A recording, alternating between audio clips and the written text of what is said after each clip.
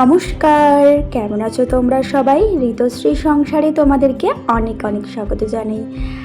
একটা নতুন ব্লগ দিয়ে আজকের ব্লগটা শুরু করলাম। আর আজ হচ্ছে মঙ্গলবার, তো সেই দিনের ব্লগটা দিয়েই তোমাদের সাথে শেয়ার করছি। সকালবেলায় ঘুম থেকে উঠেই কিন্তু আগে ড্রেসটা চেঞ্জ করে, মানে বাসির যে নাইটিটা পরে থাকি সেটা চেঞ্জ করে কিন্তু আমি এখানে চলে এসেছি বাসি ঘরগুলো ঝাড় দিয়ে নিতে। আমার জানো তো একটা অভ্যাস আছে, আমি কিন্তু বাসি ঘর বা বাসি রান্নাঘর ঝাড় না দিয়ে কোনো রকম রান্না বসাই না, বা রান্নাঘরে চাটুকুও অবধি করি না। তার জন্যই আজকে একটু সময় পেয়েছি, তার জন্য একেবারে প্রত্যেকটা ঘর দর ভালো করে ঝাড় দিয়ে নিয়ে তারপরে কিন্তু যাব রান্নাঘরের দিকে। আর অন্যদিন কি করি জানো, ওই তাড়াহুড়ো খুব থাকলে, হাজব্যান্ড অফিসে যাওয়ার তাড়াহুড়ো থাকলে আগে রান্নাঘরটা ঝাড় দিয়ে নিয়ে তারপরে চাটা বসিয়ে দিয়ে বাকি ঘরগুলো ঝাড় দিয়ে নিই। আর আমি কিন্তু সব সময় এই নিয়মগুলো, কিছু কিছু নিয়ম দেখবে আমাদের সংসারে আয় উন্নতির জন্যই থেকে থাকে। তো বাসিঘর ঝাড় দেওয়াও কিন্তু এটাও কিন্তু একটা নিয়মের মধ্যেই পড়ে। আমি অনেক পরিবারই দেখেছি জানো তো, যে এগুলো কিছু মানেই না, মানে তারা মনেই করে না এগুলো মানার জরুরি, বাট সত্যি এগুলো মানা খুবই জরুরি। তো দেখতেই পাচ্ছি এখানে অলমোস্ট কিন্তু আমার ঘরটা ঝাড় দেওয়া হয়ে গেল।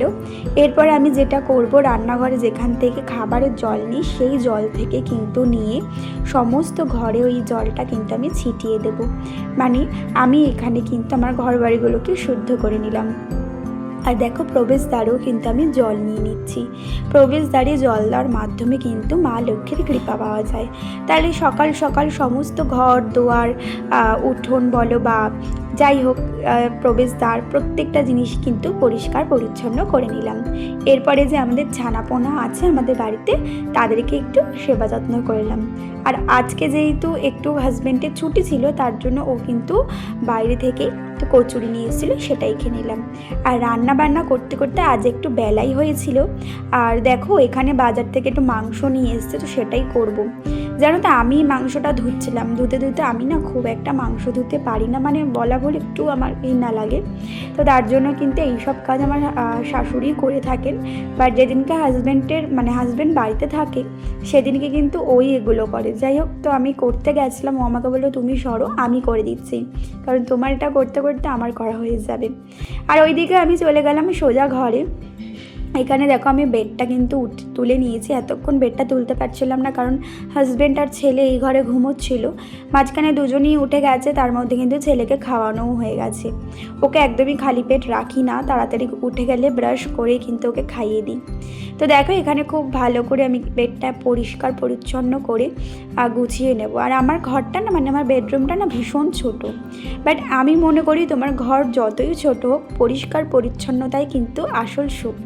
তো সব সময় কিন্তু ঘর দুয়ার বলো, যাই বলো, তোমার যেটুকুই থাক, তোমার যদি একটা ঘরও থাকে সেটাকেও চেষ্টা করবে সব সময় নিট অ্যান্ড ক্লিন করে কিন্তু রাখার, মানে একদম পরিষ্কার পরিচ্ছন্ন যাতে থাকে। বা তোমার যদি খুব ছোট ঘর হয় সেটাকেও কিন্তু সবসময় পরিষ্কার পরিচ্ছন্ন করে গুছিয়ে গাছিয়ে রাখবে। দেখবে তুমি নিজেও একটা নিজের থেকে একটা পজিটিভ মানে এনার্জি পাবে। আর এটা 100তে 100% সত্যি। তো দেখো এখানে ঘর দর পরিষ্কার করে আমি কিন্তু চলে এসেছি কিচেনে। এখানে আজকে করে নিচ্ছি চিকেনটা, আর ভাজা টাজা যেগুলো করার ছিল আগে করে নিয়েছি। তো এখানে সাধারণভাবে যেরকম করি সেরকমভাবেই কিন্তু করব আজকে চিকেনটাই, বাট বেশি ঝোল ঝোল রাখবো না, একটু কষা কষা রাখার ইচ্ছা আছে। তো এখানে হলুদ গুঁড়ো, লঙ্কা গুঁড়ো, জিরে গুঁড়ো, ধনে গুঁড়ো সবটা দিয়েই মেখে নেবো। লাস্টে সর্ষের তেল দিলাম, আর একটু পেঁয়াজ কেটে নিয়েছিলাম, ওই পেঁয়াজটা কিন্তু অ্যাড করে দেবো। ব্যাস দ্যাটস ইট, এইটুখানি দিয়ে করলাম। আর বাকিটা যেরকম কষানো সেরকম কষিয়ে দেবো। খেতে কিন্তু দুর্ধর্ষ হয়েছিল জানো তো, তোমাদের সাথে দেখাবো লাস্টে যে কীরকম হলো না হলো। জানো তো বন্ধুরা, আমার মনে হয় যে সব সময় কিন্তু, আবার কিছু কিছু ক্ষেত্রে দেখবে সব সময় কিন্তু সবার পক্ষে ঘর বাড়ি পরিষ্কার করা সম্ভব হয় না, কারণ কেউ কেউ একা থাকে, ছোট বেবি নিয়ে থাকে। তো সেদিক থেকে বলতে গেলে আমি একটু হলেও লাকি, তবে শুধু লাকি বলাটা ভুল, কারণ এরকম দিন আমারও গেছে যখন আমার শাশুড়ি মা খুবই শরীর অসুস্থ ছিল, তিনি কিছুই করতে পারতেন না। তখন আমি প্রেগনেন্ট ছিলাম, আর তারপরে যখন আমার ছেলে হলো, আমার ছেলেকে অর্ধেক আমার মাই মানুষ করে দিয়েছে বলা যায়। তো তারপরে তো যাই হোক, তখন একার দ্বারা কাজ করতে গিয়ে ভীষণ হিমশিম খেয়ে যেতাম। ওই বলে না যে ভগবান সাথ দিলে সব কিছু সত্যিই হয়, সেরকম কি জানো, তারপরে আস্তে আস্তে ছেলে হলো, মানে ছেলে বড় হতে থাকলো। তারপর ছেলে আর মায়ের মানে যেহেতু আমার বাপের বাড়িটা খুবই কাছাকাছি, তো ও অল টাইম ওখানেই থাকতো। তারপরে আস্তে আস্তে ছেলে আমার কাছেই থাকলো, আর আস্তে আস্তে শাশুড়ি মাও সুস্থ হয়ে গেলেন। তো আমার শাশুড়ি মা এখন অনেকটাই হেল্প করে দেন, আর আমার হাজব্যান্ডটা আছেনই। তো চলো এখানে তোমাদের সাথে অল্প অল্প করে আমার জীবনের লাইফসের স্টোরিগুলো শেয়ার করব। তার আগে দেখো এখানে কিন্তু আমি বসিয়ে দিচ্ছি, আলুটা আগে ভেজে নেবো মাংসের। আর আলু ভাজার আগে অনেক সময় দেখবে আমাদের হাতে একদম সময় থাকে না যে আলুর গায়ে নুন হলুদ মাখানো, তখন কিন্তু ডিরেক্ট এভাবে কড়াইতেই আমি করে দিই। তো তার জন্য দেখো এখানে ভাজাটা আমার হয়ে গেছে, তুলেও নিচ্ছি। আর ডিরেক্ট কিন্তু এরপরে মাংসের ঝোলটার জন্যই কিন্তু গোটা গরম মশলা নিয়ে নেবো। গোটা গরম মশলা দিয়ে আমি সবসময় মাংস করতে গেলে একটু গোটা গরম মশলা আর ঘি একটু ফোড়নে দিই। ঘিটা দিয়ে দেখবে এত দারুণ টেস্ট আসবে না। আর যখন ঘিয়ের মধ্যে এই পেঁয়াজটা যাবে না, একটা আলাদাই ফ্লেভার আর মানে একটা আলাদাই গন্ধ বেরোবে, তোমার ওখানেই মানে অর্ধেক মনে হবে যে রান্না হয়ে গেছে। তো দেখো তারপরে কিন্তু আমি আদা বাটা রসুন বাটা যেরকম দেয় সেরকম দিয়েই কিন্তু এখানে কষিয়ে নেওয়ার চেষ্টা করছি। আর তারপরে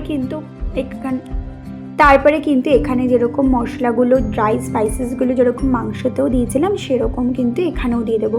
আর আমি কিন্তু একটা ট্রিক্স জানি, সেটা মশলা কষানোর সময় তোমরা যদি একটু চিনি দিয়ে দিতে পারো রান্নাটা দুর্ধর্ষ হবে। তারপরে দেখো এখানে গরম মশলাও দিয়ে দিলাম, আর মশলা কষানোর মুহূর্তে লাস্টেও কিন্তু আরেকবার দেবো, দিয়ে সমস্ত কিছু দিয়ে মাংসটা দিয়ে ভালো করে কষিয়ে নিতে হবে। চাপা ঢাকা দিতে দিতে দিতে দিতে দেখবে চিকেন যেহেতু অলমোস্ট কিন্তু সেদ্ধ হয়ে যাবে। দেখছো কালারটা কি দারুণ এসছে, ভীষণ সুন্দর কালার এসেছিলো। তারপরেও কিন্তু আমি আলুটা দিয়ে আবার চাপা ঢাকা দিয়ে তারপরে কিন্তু এখানে মাংসটা আমার হয়ে গেছে। রান্না করতে করতে আমি যে কতবার আমার মানে গ্যাস ওভেনটাকে মুছে নিই, কারণ আমার ওই যে বললাম একটু পিটপিটানি পাই স্বভাব আছে, এর জন্য আমি বাড়িতে অনেক বকাও খাই।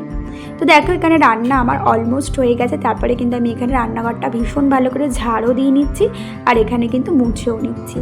তো সকাল থেকে তো দেখতেই পেলে এক নাগারে একটার পর একটা কাজ করে গেলাম। আর তোমরা কিন্তু অবশ্যই জানিও আমার ব্লগটা কীরকম লাগছে না লাগছে। তো আজকের ব্লগটা এখানেই শেষ করব, নেক্সট কিন্তু একদিন বাদে আবার ব্লগ নিয়ে আসছি। Tata, bye bye.